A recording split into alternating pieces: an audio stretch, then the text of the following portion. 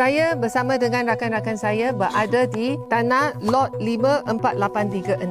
Ini adalah bekas tapak Sekolah Kebangsaan Danau Perdana di Taman Desa. Ini adalah satu sekolah yang telah terbengkalai selama 21 tahun. Jadi pada tahun 2024, saya bersama dengan 26 persatuan-persatuan di persekitaran Taman Desa telah mengadakan satu petition kepada pihak Kementerian Pendidikan Malaysia untuk memohon tanah ini bagi Sekolah Menengah Jenis Kebangsaan Confucian dipindah ke sini, yang mana bangunan sekolah itu telah mencapai 120 tahun dan sudah begitu usang. Kesannya, permohonan ini telah pun ditolak oleh Kementerian Pendidikan Malaysia tanpa alasan yang munasabah. Sekarang kerajaan menyewa tapak ini kepada satu syarikat yang dinamakan Jax Auto Sendirian Berhad yang menjual kereta. Kami lihat terdapat lebih 11 projek perumahan telah dibina di Taman Desa sejak tahun 2018.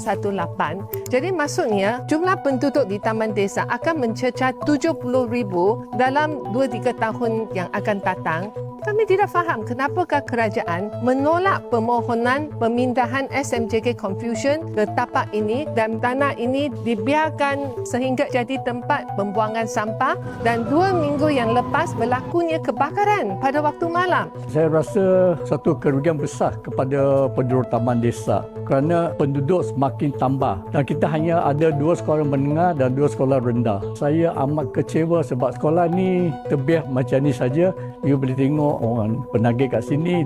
Saya juga menyeru para penduduk di kawasan Parlimen Seputih menanya kepada pihak kerajaan kenapakah tapak sekolah disewa kepada pihak swasta. Saya berharap Menteri Pendidikan dan juga pihak kerajaan memberi satu penjelasan yang munasabah kepada kami. Jangan rampas tanah sekolah kami!